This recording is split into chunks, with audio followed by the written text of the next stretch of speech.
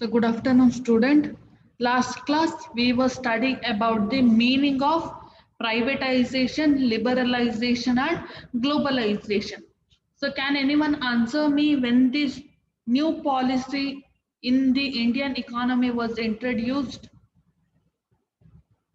Can anyone answer me? When this new policy was introduced in the economy, can anyone answer me?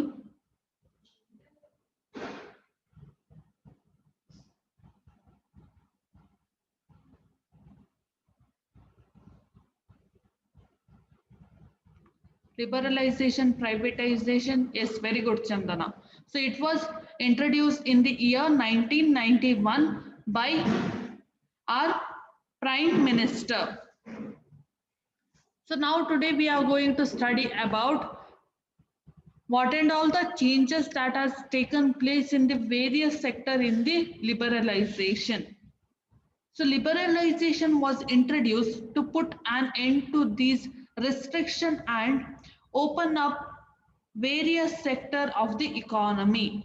So why this liberalization was introduced? To open up our economy or to develop our economy and reduce the restriction and control of the government over the private sector. So ಲಿಬರಲೈಸೇಷನ್ಗಿಂತ ಮೊದಲು ಏನಾಗ್ತಿತ್ತು? So ಯಾವ್ದೆಲ್ಲ private sector ಇತ್ತು ಅದರ ಮೇಲೆ ಯಾವ್ದರ control ಇತ್ತು? Government control ಇತ್ತು. So ಹಾಗೇನೆ ರೂಲ್ಸ್ ಮತ್ತೆ ರೆಗ್ಯುಲೇಷನ್, ತುಂಬಾ ರೂಲ್ಸ್ ಅಂಡ್ ರೆಗ್ಯುಲೇಷನ್ ಇದ್ದ ಕಾರಣದಿಂದಾಗಿ ಪ್ರೈವೇಟ್ ಸೆಕ್ಟರಿಗೆ ಏನಿತ್ತು ಅವರಿಗೆ ಹೆಚ್ಚು ಪರ್ಫಾರ್ಮ್ ಮಾಡಲಿಕ್ಕೆ ಅಥವಾ ಹೊಸ ಇಂಡಸ್ಟ್ರಿಗಳನ್ನು ಸ್ಟಾರ್ಟ್ ಮಾಡಲಿಕ್ಕೆ ಯಾವುದೇ ಚಾನ್ಸಸ್ ಇರಲಿಲ್ಲ. ಸೊ ಹಾಗಾಗಿ ಏನಾಯ್ತು? ಲಿಬರಲೈಸೇಷನ್ ಇಂಟ್ರಡ್ಯೂಸ್ ಆಯಿತು. So though a few liberalization measures were introduced in 1980s in the areas of industrial licensing, export-import policy, technology upgradation, fiscal policy and foreign investment reforms policies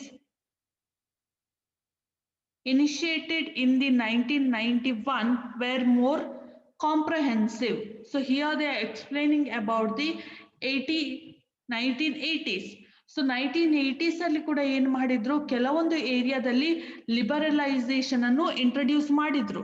ಅದನ್ನು initiate ಮಾಡಿ ಅದನ್ನು next improve ಮಾಡಿದಂತ ಹೇಳಿದ್ರೆ ನಮ್ಮ new education policy 1991 ಅಲ್ಲಿ. So 1991 ನಲ್ಲಿ ಏನ್ new education policy introduce ಮಾಡಿದ್ರು, ಅವರು ಏನ್ ಮಾಡಿದ್ರು? ಇದನ್ನು ಕ್ಯಾರಿ ಫಾರ್ವರ್ಡ್ ಮಾಡಿದ್ರು, ಅದನ್ನು ಇನ್ನೂ ಡೆವಲಪ್ ಮಾಡಿದ್ರು. ಸೊ ಯಾವ್ದೆಲ್ಲ ಸೆಕ್ಟರ್ ಅಲ್ಲಿ ಲಿಬರಲೈಸೇಷನ್ ಅನ್ನು ಇಂಟ್ರೊಡ್ಯೂಸ್ ಮಾಡಿದ್ರು? ಎಕ್ಸ್ಪೋರ್ಟ್ ಇಂಪೋರ್ಟ್ ಪಾಲಿಸಿಯಲ್ಲಿ ನಿಮ್ದು ಆಮದು ಮತ್ತೆ ರಫ್ತು ಏನಿದೆ, ಹಾಗೇನೆ ನೀವು ಫಾರಿನ್ ಟ್ರೇಡ್ ಏನ್ ಮಾಡ್ತೀರಿ ಆ ಏರಿಯಾದಲ್ಲಿ. Technology upgradation. ಸೊ ಯಾಕೆ ಟೆಕ್ನಾಲಜಿ ಇಂಟ್ರೊಡ್ಯೂಸ್ ಆಯ್ತು ಆ ಟೈಮಲ್ಲಿ? ಇಂಡಸ್ಟ್ರಿಯಲ್ ರೆವಲ್ಯೂಷನ್ ಸ್ಟಾರ್ಟ್ ಆಯ್ತು, ಕಂಪ್ಯೂಟರೈಸ್ ಸಿಸ್ಟಮ್, ಗ್ಯಾಜೆಟ್ಸ್ ಇವುಗಳೆಲ್ಲ ಬರ್ಲಿಕ್ಕೆ ಸ್ಟಾರ್ಟ್ ಆಯ್ತು. Fiscal policy and foreign investment. Fiscal policy ಅಂತ ಹೇಳಿದ್ರೆ ಹಣಕಾಸು ನೀತಿ. ಸೊ ಹಣಕಾಸು ನೀತಿ ಅದಿರ್ಬೋದು, ಬ್ಯಾಂಕಿಂಗ್ ಸೆಕ್ಟರ್ ಅಲ್ಲಿ ಇರ್ಬೋದು, ಅದರಲ್ಲಿ ಚೇಂಜಸ್ ಅನ್ನು ಮಾಡಲಾಯಿತು. ಏನು ಚೇಂಜಸ್ ಅನ್ನು ಮಾಡಲಾಯಿತು? ಬ್ಯಾಂಕ್ಸ್ ಅನ್ನು ನ್ಯಾಷನಲೈಸ್ ಮಾಡಿದ್ರು. ಹಾಗೇನೆ ಪ್ರೈವೇಟ್ ಅವರಿಗೆ ಕೂಡ ಬ್ಯಾಂಕ್ ಅನ್ನು ಓಪನ್ ಅಪ್ ಮಾಡ್ಲಿಕ್ಕೆ ಚಾನ್ಸಸ್ ಅನ್ನು ಕೊಟ್ಟರು. ಬೇರೆ ಏನ್ ಮಾಡಿದ್ರು? ಇಂಟರ್ನ್ಯಾಷನಲ್ ಬ್ಯಾಂಕ್ಸ್ ಇಂಡಿಯಾದಲ್ಲಿ ಬಂದು ಲೊಕೇಟ್ ಮಾಡುವಂತೆ ಮಾಡಿದ್ರು. ಸೊ ಫಾರಿನ್ ಬ್ಯಾಂಕ್ಸ್ ಕೂಡ ಇಂಡಿಯಾದಲ್ಲಿ ಬಂದ್ವು. ಹಾಗೇನೆ ಫಾರಿನ್ ಇನ್ವೆಸ್ಟ್ಮೆಂಟ್ ಅಂತ ಹೇಳಿದ್ರೆ FDI, foreign direct investment through ಏನ್ ಮಾಡಿದ್ರು?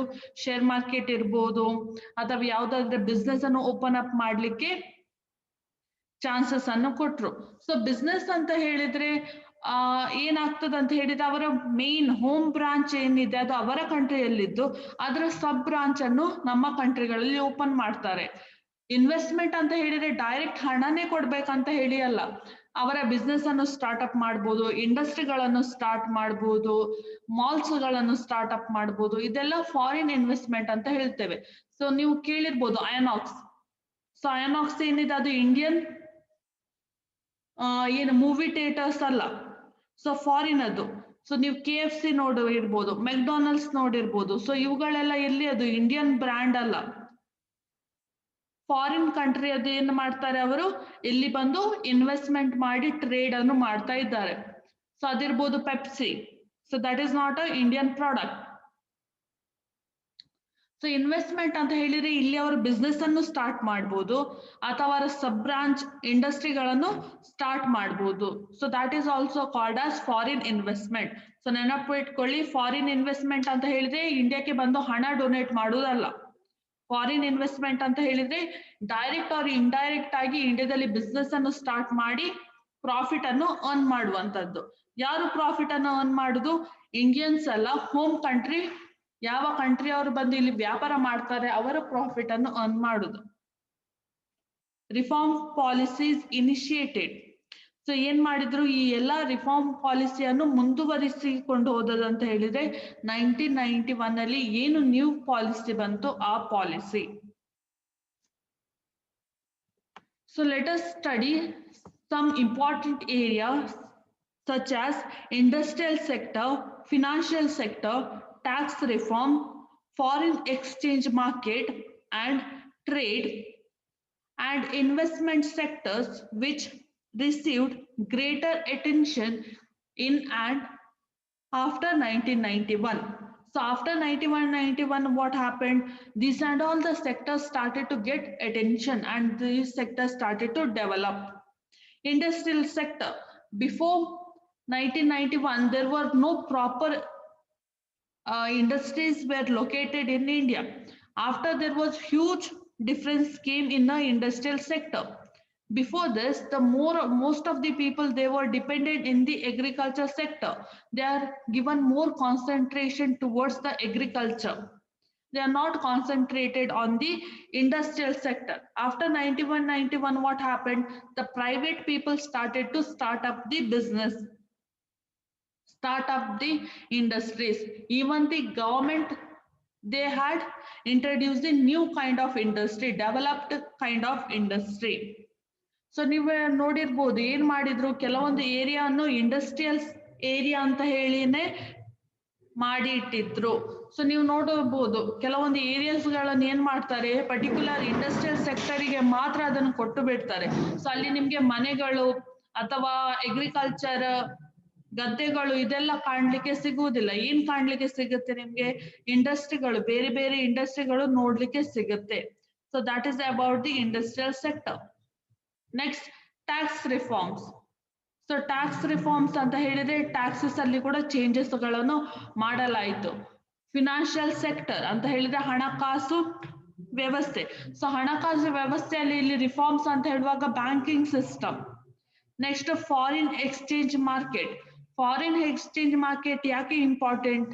ಯಾಕಂತ ಹೇಳಿದ್ರೆ ಈ ಫಾರಿನ್ ಎಕ್ಸ್ಚೇಂಜ್ ಮಾರ್ಕೆಟ್ ಏನಿದೆ, ಇಲ್ಲಿ ನಮ್ಮ ಕರೆನ್ಸಿ ರೇಟ್ ಅನ್ನು ಡಿಸೈಡ್ ಮಾಡುದು. ಸೊ ನಮ್ಮ ಕರೆನ್ಸಿ ರೇಟ್ ಡಿಸೈಡ್ ಆಗ್ಬೇಕು, ಗೊತ್ತಾಗ್ಬೇಕಂತ ಹೇಳಿದ್ರೆ ನಮ್ಗೆ ಫಾರಿನ್ ಎಕ್ಸ್ಚೇಂಜ್ ಮಾರ್ಕೆಟ್ ಬೇಕು. ಸೊ ಅದಾದ ನಂತರ ಇನ್ವೆಸ್ಟ್ಮೆಂಟ್ ಸೆಕ್ಟರ್. ಸೊ ಅದಿರ್ಬೋದು ಬೇರೆ ಬೇರೆ ರೀತಿಯಲ್ಲಿ ಇಂಡಿಯಾಕ್ಕೆ ಬಂದು ಹಣಕಾಸನ್ನು ಇನ್ವೆಸ್ಟ್ ಮಾಡುದು, ಹೂಡಿಕೆ ಮಾಡುದು, ಈ ಬಗ್ಗೆ ಎಲ್ಲ ಅಟೆನ್ಷನ್ ಕೊಡ್ಲಿಕ್ಕೆ ಸ್ಟಾರ್ಟ್ ಮಾಡಿದ್ರು. ಯಾವಾಗ? ಆಫ್ಟರ್ 1991 ಅಲ್ಲಿ. ಸೊ ಈ 4 ಪಾಯಿಂಟ್ ಎಲ್ರಿಗೂ ಅರ್ಥ ಆಯ್ತಾ? ಯಾರಿಗಾದ್ರು ಡೌಟ್ ಇದೆನಾ ಈ 4 ಪಾಯಿಂಟ್ಸ್ ಅಲ್ಲಿ?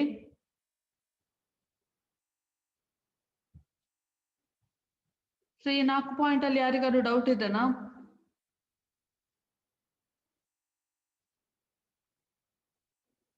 ಓಕೆ. ಸೊ ಹಾಗಾದ್ರೆ ನಿಮ್ಗೆ ಲಿಬರಲೈಸೇಷನ್ ಅದ್ ಮೀನಿಂಗ್ ಗೊತ್ತಾಯ್ತು. So next, we are going to study about the first concept. In first concept,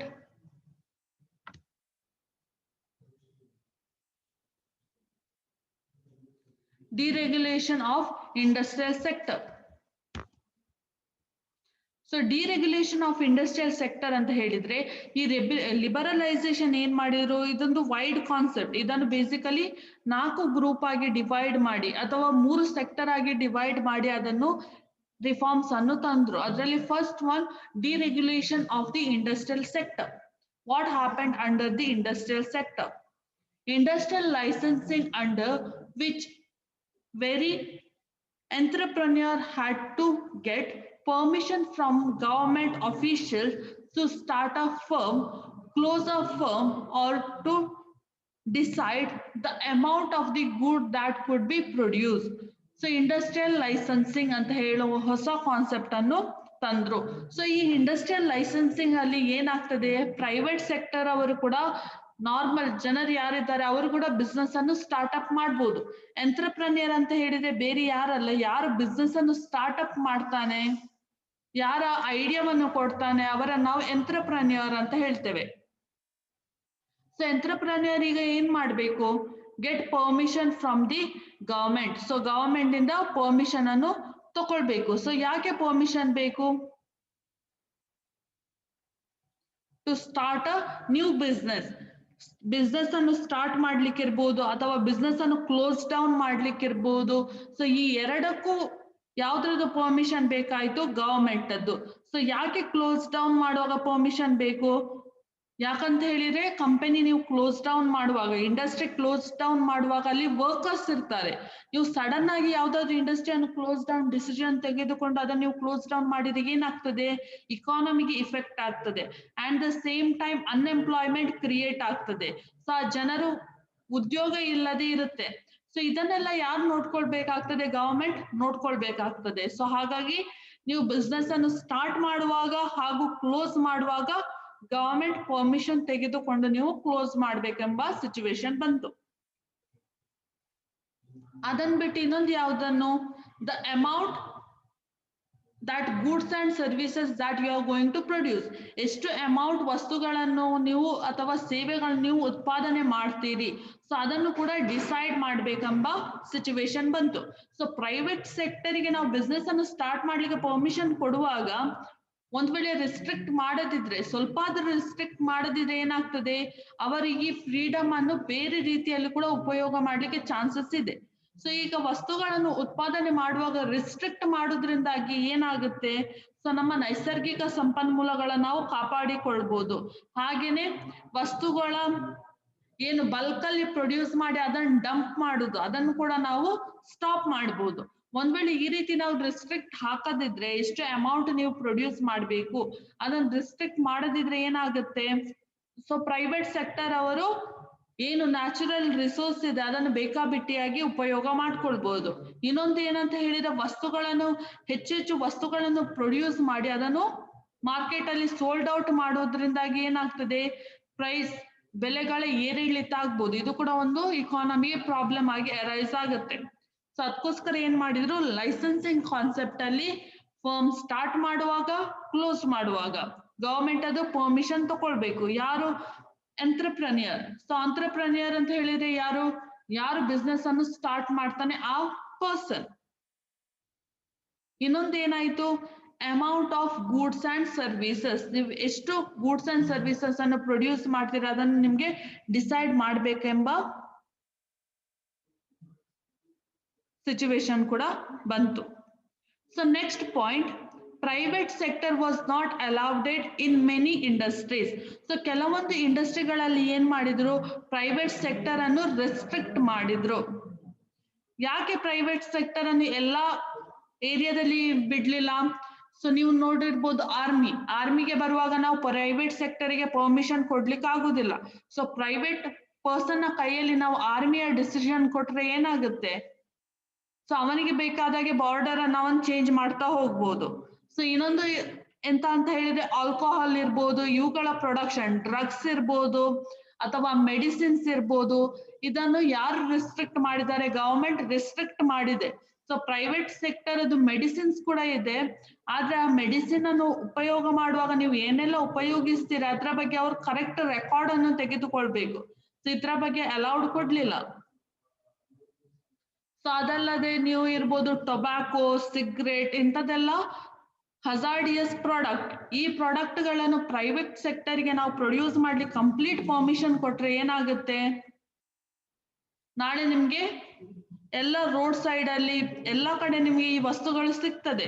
so ಈ ವಸ್ತುಗಳು ನಿಮ್ಗೆ ಸಿಗುವಾಗ ಏನಾಗುತ್ತೆ, ಸೊ ಇದರಿಂದ ನಿಮ್ಗೆ ಹಾನಿ ಅಲ್ಲದೆ ಇದರಿಂದ ಇಡೀ ಸಮಾಜಕ್ಕೂ ಪ್ರಾಬ್ಲಮ್ ಅರೈಸ್ ಆಗುತ್ತೆ. ಸೊ ಹಾಗಾಗಿ ಏನ್ ಮಾಡಿದ್ರು, private sector was not allowed in many industries. ಕೆಲವೊಂದು ಇಂಡಸ್ಟ್ರಿಗಳನ್ನು ರೆಸ್ಟ್ರಿಕ್ಟ್ ಮಾಡಿದ್ರು. So next third point, some goods could be produced only in small scale industry. So here some goods should be produced only in where small scale industry. Small scale industry ಅಂತ ಹೇಳಿದ್ರೆ ಯಾವ್ದು ಬರುತ್ತೆ? ಕೇಳಿದಿರಾ ಎಲ್ಲಾದ್ರೂ small scale industry ಅಂತ ಹೇಳಿದ್ರೆ? ನೆನಪಿದೆನಾ ಎಲ್ಲಾದ್ರೂ ಕೇಳಿದ್ದು small scale industry? ಯಾರಾದ್ರೂ ಎಕ್ಸಾಂಪಲ್ ಕೊಡ್ಬೋದಾ ಸ್ಮಾಲ್ ಸ್ಕೇಲ್ ಇಂಡಸ್ಟ್ರಿಗೆ?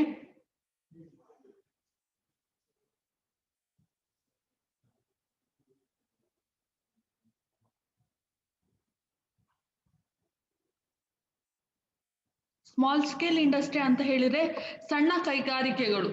ಎಸ್, ಸಣ್ಣ ಕೈಗಾರಿಕೆ ಅಂತ ಹೇಳುವಾಗ ವೆರಿ ಗುಡ್. ರೈಸ್ ಮಿಲ್ ಬರುತ್ತೆ, ಅದಿರ್ಬೋದು, ನಿಮ್ದು ಮಡಕೆ ಇರ್ಬೋದು, ಅಥವಾ ಬುಟ್ಟಿಗಳನ್ನು ಮಾಡುವ ಕಾರ್ಖಾನೆಗಳಿರ್ಬೋದು, ಇದಿರ್ಬೋದು ಬೆಲ್ಲದ ಫ್ಯಾಕ್ಟ್ರಿ, ಶುಗರ್ ಫ್ಯಾಕ್ಟ್ರೀಸ್, ಇದೆಲ್ಲ small scale industry. Small scale industry ಅಂತ ಹೇಳಿದ್ರೆ ಯಾವ್ದೆಲ್ಲ ಇಂಡಸ್ಟ್ರಿಗಳ ಟರ್ನ್ ಓವರ್ ಬಿಲೋ 10 lakh ಇರುತ್ತೆ.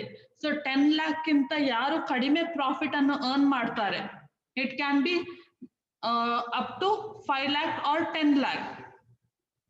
ಸೊ ಇದನ್ನ ನಾವು ಸ್ಮಾಲ್ ಸ್ಕೇಲ್ ಇಂಡಸ್ಟ್ರಿ ಅಂತ ಹೇಳ್ತೇವೆ. Yes Nisarga, very good. Snacks factory also. So snacks ಅಲ್ಲಿ ನೀವಿರ್ಬೋದು, ನಿಮ್ಗೆ ಏನು ಪ್ಯಾಕೆಟ್ ಸ್ನಾಕ್ಸ್ ಸಿಗುತ್ತೆ, ಲೇಸ್, ಕುರ್ಕುರೆ ಇವುಗಳನ್ನು ಬಿಟ್ಟು ಸಣ್ಣ ಪ್ಯಾಕೆಟ್ಸ್ ಅಲ್ಲಿ ಏನು 10 rupeesಗೆ ಎಲ್ಲ ಸ್ನಾಕ್ಸ್ ಸಿಗುತ್ತೆ, ಅದು ಕೂಡ ಸ್ಮಾಲ್ ಸ್ಕೇಲ್ ಇಂಡಸ್ಟ್ರಿ. ಕೈಮಗ್ಗದಿಂದ ಏನು ಸೀರೆ ಮಾಡ್ತಾರೆ, ಅದು ಕೂಡ ಸ್ಮಾಲ್ ಸ್ಕೇಲ್ ಇಂಡಸ್ಟ್ರಿ. ಸೊ ಹಾಗಾಗಿ ಗವರ್ಮೆಂಟ್ ಏನ್ ಮಾಡಿತ್ತು, ಕೆಲವೊಂದು ವಸ್ತುಗಳನ್ನು ನೀವು ಸ್ಮಾಲ್ ಸ್ಕೇಲ್ ಇಂಡಸ್ಟ್ರಿಗಳಲ್ಲೇ ಪ್ರೊಡ್ಯೂಸ್ ಮಾಡ್ಬೇಕಂತ ಹೇಳಿ ರೆಸ್ಟ್ರಿಕ್ಟ್ ಮಾಡಿತ್ತು. ಸೊ ಯಾಕೆ ಈ ರೀತಿಯಲ್ಲಿ ರೆಸ್ಟ್ರಿಕ್ಟ್ ಮಾಡಿತ್ತು? ಒಂದ್ ವೇಳೆ ಈ ರೀತಿಯಲ್ಲಿ ರೆಸ್ಟ್ರಿಕ್ಷನ್ ಮಾಡದಿದ್ರೆ ಲಾರ್ಜ್ ಸ್ಕೇಲ್ ಇಂಡಸ್ಟ್ರಿಗಳು ಏನ್ ಮಾಡ್ತಾರೆ, ಇದನ್ನು ಟೇಕ್ ಓವರ್ ಮಾಡ್ತಾರೆ. ಸೊ ಅವರನ್ನು ನಶಿಸಿ ಹೋಗುವ, ಈ ಸ್ಮಾಲ್ ಸ್ಕೇಲ್ ಇಂಡಸ್ಟ್ರಿಗಳು ಮುಗ್ದು ಹೋಗುವ ಸಿಚುವೇಶನ್ ಬರುತ್ತೆ. ಸೊ ಇದರಿಂದಾಗಿ ಏನಾಗುತ್ತೆ, ಯಾರೆಲ್ಲ ಸ್ಮಾಲ್ ಸ್ಕೇಲ್ ಇಂಡಸ್ಟ್ರಿ ಫಾರ್ಮರ್ಸ್ ಇದ್ದಾರೆ, ಮನೆಯಲ್ಲಿ ಯಾರೆಲ್ಲ ಇಂಡಸ್ಟ್ರಿಗಳನ್ನು ಮಾಡಿ ವರ್ಕ್ ಮಾಡ್ತಾ ಇದ್ದಾರೆ, ಅವರೆಲ್ಲ ಅನ್ಎಂಪ್ಲಾಯ್ಡ್ ಆಗುವಂತ ಸಿಚುವೇಶನ್ ಕ್ರಿಯೇಟ್ ಆಗುತ್ತೆ. ಸೊ ಹಾಗಾಗಿ ಏನ್ ಮಾಡಿದ್ರು, some goods could be produce only in small scale industry ಅಂತ ಹೇಳಿ ರೆಸ್ಟ್ರಿಕ್ಟ್ ಮಾಡಿದ್ರು. Controls on price fixation and distribution of selected industrial product. Controls on price fixation ಅಂತ ಹೇಳಿದ್ರೆ ಕೆಲವೊಂದು ವಸ್ತುಗಳಿಗೆ ಸಂಬಂಧಪಟ್ಟಂತೆ ಬೆಲೆಗಳ ನಿರ್ಧಾರ ಮಾಡುವಂತದ್ದು ಯಾರ ಕೈಯಲ್ಲಿ ಕೊಟ್ರು? ಗವರ್ಮೆಂಟ್ ಕೈಯಲ್ಲಿ ಕೊಟ್ರು. Example, gold price. Gold price fix ಮಾಡುದು ಯಾರು? ಜ್ಯುವೆಲರಿ ಶಾಪ್ ನವನ ಗವರ್ಮೆಂಟ್ ಡಿಸೈಡ್ ಮಾಡುದಾ?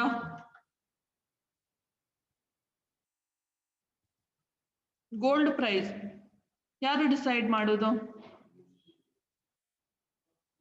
It is decided from the government side. So government ಹೇಗೆ ಡಿಸೈಡ್ ಮಾಡ್ತದೆ? ಡಿಮಾಂಡ್, ಸಪ್ಲೈ ಅಥವಾ ಎಕ್ಸ್ಟರ್ನಲ್ ಅಫೇರ್ಸ್ ಇವುಗಳನ್ನೆಲ್ಲ ನೋಡಿ ಪ್ರೈಸ್ ಅನ್ನು ಡಿಸೈಡ್ ಮಾಡ್ತಾರೆ. ಸೊ ಒಂದ್ ವೇಳೆ ಇದನ್ನ ಪ್ರೈವೇಟಿಗೆ ಕೊಟ್ರೆ ಏನಾಗುತ್ತೆ? ಸೊ ಯಾವಾಗೆಲ್ಲ ಫೆಸ್ಟಿವಲ್ ಸೀಸನ್ ಇದೆ ಆಗ ಒಮ್ಮೆಲೆ ಅವ್ರ ಪ್ರೈಸ್ ಅನ್ನು ರೈಸ್ ಮಾಡ್ಬೋದು. ಅವರಿಗೆ ಬೇಕಾದ ಕೆಲವರು ಕಡಿಮೆ ರೇಟ್ ಅಲ್ಲಿ ಗೋಲ್ಡ್ ಸೇಲ್ ಮಾಡ್ಬೋದು, ಕೆಲವೊಂದು ಹೆಚ್ಚು ರೇಟ್ ಅಲ್ಲಿ ಗೋಲ್ಡ್ ಅನ್ನು ಸೇಲ್ ಮಾಡ್ಬೋದು. ಯೂನಿಫಾರ್ಮಿಟಿ ಏನಿದೆ ಅದು ಇರುವುದಿಲ್ಲ. ಸೊ ಹಾಗಾಗಿ ಪ್ರೈಸ್ ಫಿಕ್ಸಿಂಗ್, ಕೆಲವೊಂದು ವಸ್ತುಗಳ ಬೆಲೆಯನ್ನು ನಿರ್ಧಾರ ಮಾಡುವ ಅಧಿಕಾರ ಯಾರಿಗೆ ಕೊಟ್ರು?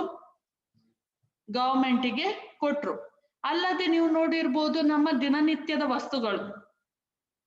ಸೊ ಇದರ ಬೆಲೆ ಹೆಚ್ಚಾದ್ರೆ ಏನಾಗುತ್ತೆ?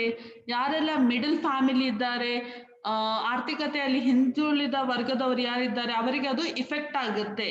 ಅಗ್ರಿಕಲ್ಚರ್ ಪ್ರಾಡಕ್ಟ್ ಇರ್ಬೋದು, ನಿಮ್ಮ ಫುಡ್ ಪ್ರಾಡಕ್ಟ್ ಇರ್ಬೋದು, ಅಗ್ರಿಕಲ್ಚರ್ ಕ್ರಾಪ್ಸ್ ಇರ್ಬೋದು, ಇದ್ರ ಪ್ರೈಸ್ ಅನ್ನು ಕೂಡ ಡಿಸೈಡ್ ಮಾಡಿದ ಯಾರು? Government. And distribution of selected industrial product, ಕೆಲವೊಂದು ಇಂಡಸ್ಟ್ರಿಯಲ್ ಪ್ರಾಡಕ್ಟ್ ಅನ್ನು ಸೋಲ್ಡ್ ಔಟ್ ಮಾಡೋದ್ರ ಬಗ್ಗೆ ಕೂಡ ಗವರ್ಮೆಂಟ್ ನಿರ್ಧಾರ ತೆಗೆದುಕೊಂಡಿದೆ. ಅದಿರ್ಬೋದು ನಿಮ್ದು ಹಜಾರ್ಡಿಯಸ್ ಪ್ರಾಡಕ್ಟ್ ಅಂತ ಹೇಳಿದ್ರೆ ಯಾವ್ದೆಲ್ಲ ನಿಮ್ಗೆ ಹಾನಿಯನ್ನು ಮಾಡುತ್ತೆ, ಸೊ ನಿಮ್ಗಲ್ಲದೆ ಇಡೀ ಸಮಾಜಕ್ಕೆ ಹಾನಿಗಳನ್ನು ಮಾಡುವಂತ ವಸ್ತುಗಳ ಡಿಸ್ಟ್ರಿಬ್ಯೂಷನ್ ಅನ್ನು ಗವರ್ಮೆಂಟ್ ಕಂಟ್ರೋಲ್ ಮಾಡುತ್ತೆ. ಸೊ ನೀವೆಲ್ಲ ನೋಡಿದ್ರೆ ಇದು ಆಲ್ಕೋಹಾಲ್ ಅನ್ನು ಸೇಲ್ ಮಾಡುವಂತ ಶಾಪ್ಸ್ ಗಳು ಯಾವ್ದೆಲ್ಲ ಇದೆ, ಅವರಿಗೊಂದು ಲಿಮಿಟೆಡ್ ಟೈಮ್ಸ್ ಇದೆ. ಆ ಟೈಮ್ ನಂತರ ಅವರು ಏನ್ ಮಾಡ್ಲಿಕ್ಕಿಲ್ಲ, ಆ ಪ್ರಾಡಕ್ಟ್ ಅನ್ನು ಮಾರ್ಕೆಟ್ ಅಲ್ಲಿ ಸೋಲ್ಡ್ ಔಟ್ ಮಾಡ್ಲಿಕ್ಕಿಲ್ಲ. ಹಾಗೇನೆ ಕೆಲವೊಂದು ದಿನಗಳಲ್ಲಿ ಅದಿರ್ಬೋದು, ಗಾಂಧಿ ಜಯಂತಿ ಇರ್ಬೋದು, ಇಲೆಕ್ಷನ್ ಟೈಮ್ಸ್ ಇರ್ಬೋದು, ಈ ಎಲ್ಲ ಟೈಮ್ ಅಲ್ಲಿ ಕೆಲವೊಂದು ಪ್ರಾಡಕ್ಟ್ ಅನ್ನು ಮಾರ್ಕೆಟ್ ಅಲ್ಲಿ ಸೋಲ್ಡ್ ಔಟ್ ಮಾಡ್ಲಿಕ್ಕೆ ಪರ್ಮಿಷನ್ ಇಲ್ಲ. ಸೊ ಯಾಕಿಲ್ಲ? ಯಾಕಂತ ಹೇಳಿದ್ರೆ ಇದರಿಂದ ಬೇರೆ ಯಾವ್ದಾದ್ರು ಪ್ರಾಬ್ಲಮ್ ಕ್ರಿಯೇಟ್ ಆಗ್ಬೋದು ಅಥವಾ ಸಮಾಜಕ್ಕೆ ಯಾವ್ದಾದ್ರು ತೊಂದರೆ ಆಗ್ಬೋದು ಅಂತ ಹೇಳಿ. So this is about control on the price taxation and distribution of selected industrial product. ಕೆಲವೊಂದು ಪ್ರಾಡಕ್ಟ್ ಅನ್ನು ಏನ್ ಮಾಡಿದ್ರು, ರೆಸ್ಟ್ರಿಕ್ಟ್ ಮಾಡಿದ್ರು.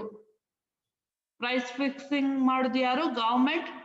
ರಿಸ್ಟ್ರಿಕ್ಟ್ ಮಾಡುದು ಯಾರು? ಗವರ್ಮೆಂಟ್. ಸೊ ಗವರ್ಮೆಂಟ್ ಟೈಮ್ ಅನ್ನು ಹೇಳ್ತದೆ, ಇದೇ ಟೈಮ್ ಅಲ್ಲಿ ನೀವು ಆ ವಸ್ತುಗಳನ್ನು ಸೋಲ್ಡ್ ಔಟ್ ಮಾಡ್ಬೇಕಂತ ಹೇಳಿ. ಸೊ ಈ ಕಾನ್ಸೆಪ್ಟ್ ಅರ್ಥ ಆಯ್ತಾ? Deregulation of the industrial sector. So ಯಾರಿಗಾದ್ರೂ ಡೌಟ್ ಇದೇನೆ ಈ ಕಾನ್ಸೆಪ್ಟ್ ಅಲ್ಲಿ? ಇಲ್ಲಿ ಬೇಸಿಕಲಿ 4 ಪಾಯಿಂಟ್ ಬರುತ್ತೆ. ಸೊ 4 ಪಾಯಿಂಟ್ಗಳು ಕೂಡ ಅರ್ಥ ಆಯ್ತಾ?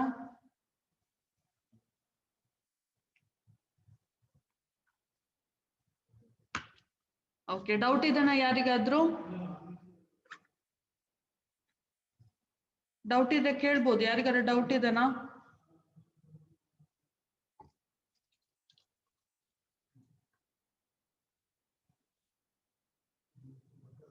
Okay, no doubt. So let us continue with the concept. So next ನಿಮ್ಗೆ ಇಂಡಸ್ಟ್ರಿಯಲ್ ಸೆಕ್ಟರ್ ಅಲ್ಲಿ ಏನೆಲ್ಲ ಬೇರೆ ಚೇಂಜಸ್ ಆಯ್ತು ಎಂಬುದನ್ನು ನಿಮ್ಗೆ ಸ್ಟಡಿ ಮಾಡ್ಲಿಕ್ಕೆ ಬರುತ್ತೆ. So no reform policy introduced in and after 1991 removed many of this restriction. So ಏನಾಯ್ತು 1991 ನಂತರ ಈ ರಿಸ್ಟ್ರಿಕ್ಷನ್ ಅನ್ನು ರಿಮೂವ್ ಮಾಡ್ಲಿಕ್ಕೆ ಅಥವಾ ಅದನ್ನು ಕಂಟ್ರೋಲ್ ಮಾಡ್ಲಿಕ್ಕೆ ಯಾವುದೇ ಹೊಸ ಪಾಲಿಸಿಯನ್ನು ತರಲಿಲ್ಲ. ಸೊ 1991 ಅದು ಪಾಲಿಸಿ ಏನಾಯ್ತು, ಅದು ಲಾಸ್ಟ್ ಪಾಲಿಸಿ.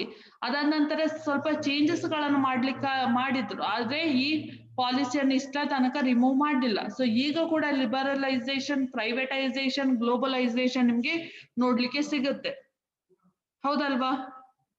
ಎಲ್ಲಾದ್ರೂ ಚೇಂಜಸ್ ಕಾಣ್ತಾ ಉಂಟಾ ನಿಮ್ಗೆ ಲಿಬರಲೈಸೇಷನ್, ಪ್ರೈವೇಟೈಸೇಷನ್, ಗ್ಲೋಬಲೈಸೇಷನ್ ಅಲ್ಲಿ? ಸೊ ಮೊದಲು ಏನು ಪಾಲಿಸಿ ಇದೆ ಆ ಎಲ್ಲಾ ಪಾಲಿಸಿ ಈಗ ಕೂಡ ನಿಮ್ಗೆ ನೋಡ್ಲಿಕ್ಕೆ ಸಿಗುತ್ತೆ. ಸೊ ಈಗ ಕೂಡ ಪ್ರೈವೇಟ್ ಸೆಕ್ಟರ್ ಅವರು ಬಿಸ್ನೆಸ್ ಅನ್ನು ಸ್ಟಾರ್ಟ್ ಅಪ್ ಮಾಡಬಹುದು, ಗವರ್ಮೆಂಟ್ ರೂಲ್ಸ್ ಅಂಡ್ ರೆಗ್ಯುಲೇಷನ್ ಅನ್ನು ಫಾಲೋ ಅಪ್ ಮಾಡಿ. ಹಾಗೇನೆ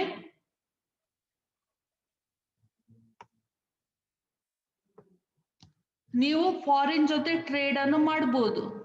ಸೊ ಇದೆಲ್ಲ ಪರ್ಮಿಷನ್ ಈಗ ಕೂಡ ನಿಮ್ಗೆ ಸಿಗುತ್ತೆ. Next point is industrial licensing was abolished for almost all but product categories. So ಇಲ್ಲಿ ಯಾವುದೆಲ್ಲ ಪ್ರಾಡಕ್ಟಿಗೆ ಲೈಸೆನ್ಸಿಂಗ್, ಇಂಡಸ್ಟ್ರಿಯಲ್ ಲೈಸೆನ್ಸಿಂಗ್ ಅನ್ನು ಅಬಾಲಿಷ್ ಮಾಡಿದ್ರು ಅಂತ ಹೇಳಿ ಕೊಟ್ಟಿದ್ದಾರೆ. ಇಂಡಸ್ಟ್ರಿಯಲ್ ಲೈಸೆನ್ಸಿಂಗ್ ಅನ್ನು ಅಬಾಲಿಷ್ ಮಾಡುದು ಅಂತ ಹೇಳಿದ್ರೆ ಲೈಸೆನ್ಸ್ ಅನ್ನು ಕೊಡದೇ ಇರುವುದು, ಸ್ಟಾಪ್ ಮಾಡುವಂಥದ್ದು. ಸೊ ಯಾವುದಕ್ಕೆಲ್ಲ? ಆಲ್ಕೋಹಾಲ್, ಸಿಗರೇಟ್, ನೆಕ್ಸ್ಟ್ ಯಾವುದೆಲ್ಲ ಹಜಾರ್ಡಿಯಸ್ ಪ್ರಾಡಕ್ಟ್ ಬರುತ್ತೆ. So hazardous chemical, industrial explosives. ನೀವು ನೋಡಿರ್ಬೋದು ಕೆಲವೊಂದು ಕೆಮಿಕಲ್ ಇಂಡಸ್ಟ್ರಿಗಳಿಗೆ ಪರ್ಮಿಷನ್ ಕೊಡುವುದಿಲ್ಲ. ಆ ಪರ್ಮಿಷನ್ ಕೊಟ್ಟರು ಅವರು ಏನ್ ಮಾಡ್ಬೇಕು, ಜನರಿಲ್ಲದ ಮರುಭೂಮಿ ಅಥವಾ ಜನರ ವಾಸ ಇಲ್ಲದಂತ ಪ್ಲೇಸ್ಗಳಲ್ಲಿ ಆ ಇಂಡಸ್ಟ್ರಿಗಳನ್ನು ಸ್ಟಾರ್ಟ್ ಅಪ್ ಮಾಡ್ಬೇಕು. ಯಾಕಂತ ಹೇಳಿದ್ರೆ ಇದರಿಂದ ಪ್ರಾಬ್ಲಮ್ ಅರೈಸ್ ಆಗತ್ತಂತ ಹೇಳಿ. So electronics.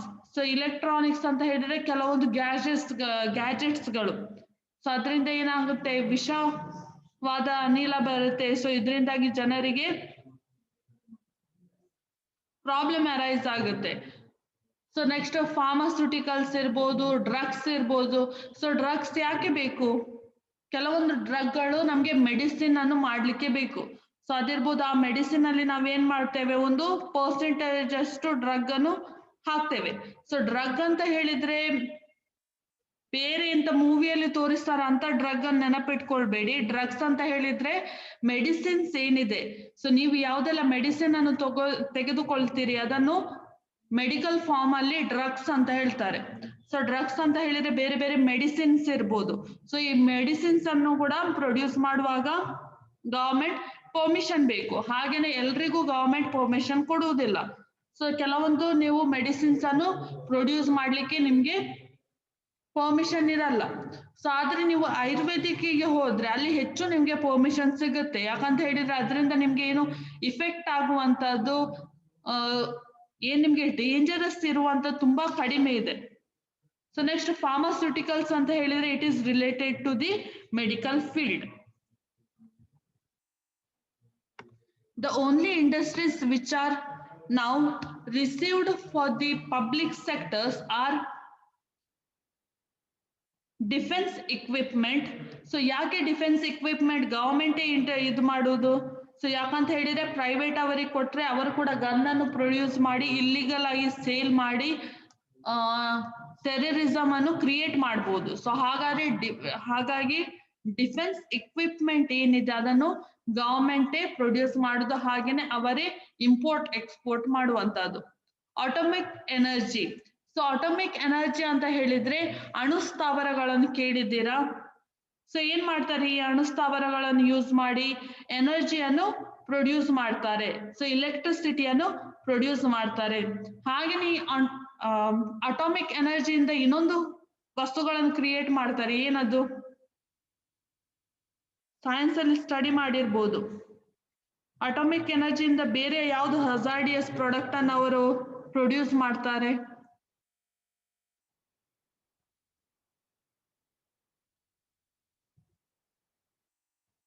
ಕೇಳಿದ್ದೀರಾ ಎಲ್ಲಾದ್ರೂ ಅಟಾಮಿಕ್ ಎನರ್ಜಿಯನ್ನು?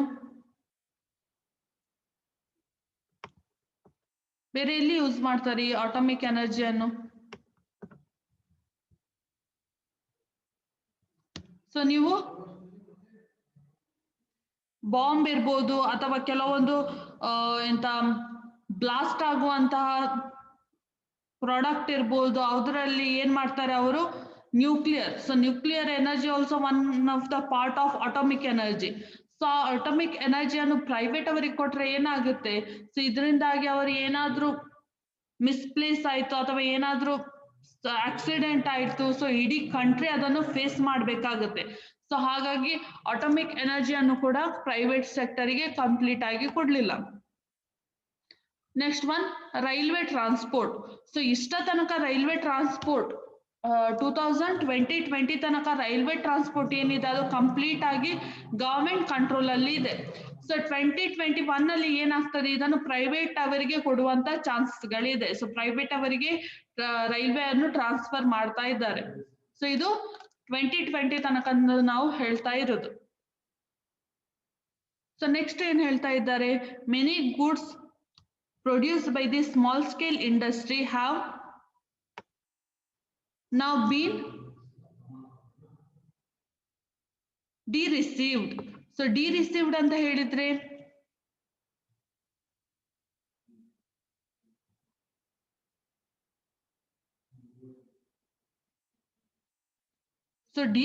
ಅಂತ ಹೇಳಿದ್ರೆ ಸೊ ನೀವು ಯಾವ್ದಾದ್ರು ವಸ್ತುಗಳನ್ನು ಮಾರ್ಕೆಟ್ ಅಲ್ಲಿ ಸೋಲ್ಡ್ ಔಟ್ ಮಾಡುವಾಗ ಅದನ್ನು ಅಕ್ಸೆಪ್ಟ್ ಮಾಡ್ತಾ ಇಲ್ಲ, ಅದನ್ನು ತಗೊಳ್ತಾ ಇಲ್ಲ.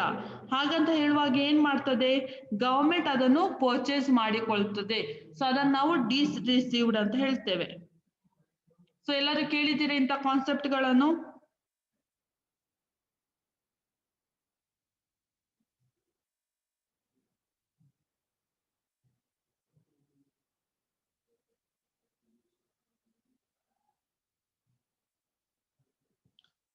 ರಿಸೀವ್ಡ್ ಅನ್ನೋ ಕಾನ್ಸೆಪ್ಟ್ ಅನ್ನು ಕೇಳಿದ್ದೀರಾ?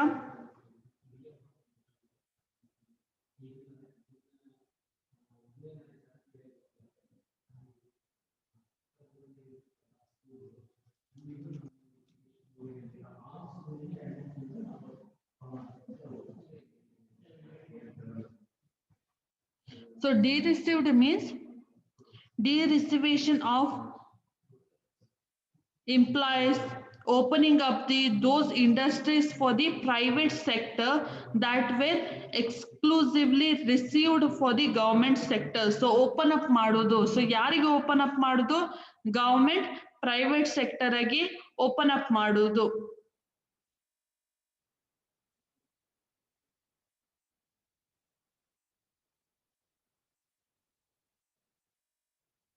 ಸೊ ಇದರಿಂದಾಗಿ ಏನಾಗ್ತದೆ? ಪ್ರೈವೇಟ್ ಸೆಕ್ಟರ್ನ ಕೆಲವೊಂದು ಇಂಡಸ್ಟ್ರಿಗಳು ಕೂಡ ಕಡಿಮೆ ಆಗುವ ಚಾನ್ಸಸ್ ಇದೆ. ಸೊ ಯಾವ್ದಾದ್ರು ಇಂಡಸ್ಟ್ರಿಗಳು ಲಾಸ್ ಆಗ್ತಾ ಉಂಟು, ಸೊ ಅವ್ರ ಪ್ರಾಫಿಟ್ ಅರ್ನ್ ಮಾಡ್ತಾ ಇಲ್ಲ, ಸೊ ಪ್ರಾಬ್ಲಮ್ ಅರೈಸ್ ಆಗ್ತಾ ಇದೆ. ಸೊ ಅಂತ ಏರಿಯಾಗಳನ್ನ, ಅಂತ ಇಂಡಸ್ಟ್ರಿಗಳನ್ನ ಏನಾಗ್ತದೆ, ಗವರ್ಮೆಂಟ್ ಟರ್ನ್ ಓವರ್ ಮಾಡುತ್ತೆ. ಸೊ ಗವರ್ಮೆಂಟ್ ಅದರಲ್ಲಿ ಇನ್ವೆಸ್ಟ್ ಮಾಡಿ ಅಂತ ಇಂಡಸ್ಟ್ರಿಗಳನ್ನ ನೋಡ್ಕೊಳ್ತದೆ. ಸೊ ನೀವು ನೋಡಿರ್ಬೋದು ರೂರಲ್ ಅಲ್ಲಿ ಯಾವುದೆಲ್ಲ ಇಂಡಸ್ಟ್ರಿಗಳಿವೆ, ಸೊ ಕೆಲವೊಂದು ಇಂಡಸ್ಟ್ರಿಗಳನ್ನು, ಮೋಸ್ಟ್ ಆಫ್ ದಿ ಇಂಡಸ್ಟ್ರಿಗಳನ್ನು ಗವರ್ಮೆಂಟ್ ರನ್ ಮಾಡುತ್ತೆ. ಸೊ ಯಾಕಂತ ಹೇಳಿದ್ರೆ ನೀವು ರೂರಲ್ ಏರಿಯಾದಲ್ಲಿ ಹೆಚ್ಚು ಪ್ರಾಫಿಟ್ ಅನ್ನು ಅರ್ನ್ ಮಾಡ್ಲಿಕ್ಕೆ ಆಗುದಿಲ್ಲ. ಸೊ ಹಾಗಾಗಿ ಏನಾಗ್ತದೆ, ರೂರಲ್ ಜನರಿಗೆ ಎಂಪ್ಲಾಯ್ಮೆಂಟ್ ಕ್ರಿಯೇಟ್ ಮಾಡುವ ದೃಷ್ಟಿಯಿಂದಾಗಿ ಗವರ್ಮೆಂಟ್ ಅಂತ ಬಿಸ್ನೆಸ್ ಗಳನ್ನು ನೋಡ್ಕೊಳ್ತದೆ. That is about de received. In many industries, the market has been allowed to determine the prices. ಕೆಲವೊಂದು ಏರಿಯಾದಲ್ಲಿ ಏನಾಗಿದೆ, ಪ್ರೈವೇಟ್ ಅವರು ಕೂಡ ಪ್ರೈಸ್ ಅನ್ನು ಡಿಸೈಡ್ ಮಾಡಬಹುದು. ಸೊ ಪ್ರೈವೇಟ್ ಅವರಿಗೆ ವಸ್ತುಗಳ ಬೆಲೆಯನ್ನು ಡಿಸೈಡ್ ಮಾಡ್ಲಿಕ್ಕೆ ಪರ್ಮಿಷನ್ ಕೊಟ್ಟಿದ್ದಾರೆ. ಸೊ ಅದು ನಿಮ್ದು ಯಾವ್ದೆಲ್ಲ ಇಂಡಸ್ಟ್ರಿಗಳಿರ್ಬೋದು, ನಿಮ್ದು ಡ್ರೆಸ್ ಇರ್ಬೋದು, ಮೆಟೀರಿಯಲ್ಸ್ ಇರ್ಬೋದು, ಇಂಥ ಏರಿಯಾಗಳಲ್ಲಿ ಪ್ರೈವೇಟ್ ಅವರೇ ಪ್ರೈಸಸ್ ಅನ್ನು ಡಿಸೈಡ್ ಮಾಡ್ಬೋದು. ಒಂದು ಕ್ಲೋತ್ ಶಾಪ್ ನವನು ಅವನ ಒಂದು ಶಾಪ್ ಅಲ್ಲಿರುವ ಬಟ್ಟೆಗಳಿಗೆ ಎಷ್ಟು ಬೆಲೆ ಡಿಸೈಡ್ ಮಾಡಬೇಕು ಅಂತ ಹೇಳುವುದು ಅವನ ಮೇಲೆ ಡಿಪೆಂಡ್ ಇರುತ್ತೆ. So maximum and minimum restrict ಮಾಡಿದ್ರು ಅವನ್ ಏನ್ ಮಾಡ್ತಾನೆ, ಮಾರ್ಕೆಟ್ ಜನರನ್ನು ನೋಡ್ಕೊಂಡು ಉಳಿದ ಶಾಪ್ ನಲ್ಲಿರುವ ಬೆಲೆಗಳನ್ನೆಲ್ಲ ಕಂಪೇರ್ ಮಾಡಿ ಪ್ರೈಸ್ ಅನ್ನು ಡಿಸೈಡ್ ಮಾಡುವಂತದ್ದು. ಸೊ ಕೆಲವೊಂದು ಸೆಕ್ಟರ್ ಅನ್ನು ಏನ್ ಮಾಡಿದ್ದಾರೆ, ಡಿಸೈಡ್ ಮಾಡ್ಲಿಕ್ಕೆ ಪರ್ಮಿಷನ್ ಕೊಟ್ಟಿದ್ದಾರೆ. So next tomorrow we are going to study about the financial sector reforms. So next class ಅಲ್ಲಿ ಫಿನಾನ್ಷಿಯಲ್ ಸೆಕ್ಟರ್ ಅಲ್ಲಿ ಏನೆಲ್ಲ ರಿಫಾರ್ಮ್ಸ್ ಆಯ್ತು ಅದನ್ನ ನಾವು ಸ್ಟಡಿ ಮಾಡ್ತೇವೆ. ಸೊ ಇವತ್ತು ನಾವು ಯಾವ್ದು ಸ್ಟಡಿ ಮಾಡಿದ್ವಿ, ಲಿಬರಲೈಸೇಷನ್ ಅಂಡರ್ ವಿಚ್ ಸೆಕ್ಟರ್, ಯಾವ ಸೆಕ್ಟರ್ ಅಲ್ಲಿ ಲಿಬರಲೈಸೇಷನ್ ಅನ್ನು ಸ್ಟಡಿ ಮಾಡಿದ್ವಿ,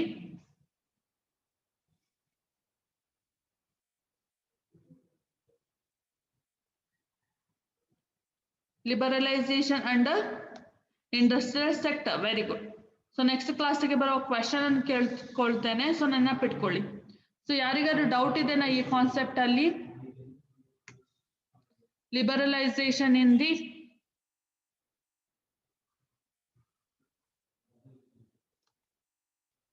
ಇಂಡಸ್ಟ್ರಿಯಲ್ ಸೆಕ್ಟರ್, ಈ ಕಾನ್ಸೆಪ್ಟ್ ಅಲ್ಲಿ ಯಾರಿಗಾದ್ರು ಡೌಟ್ ಇದೆನಾ?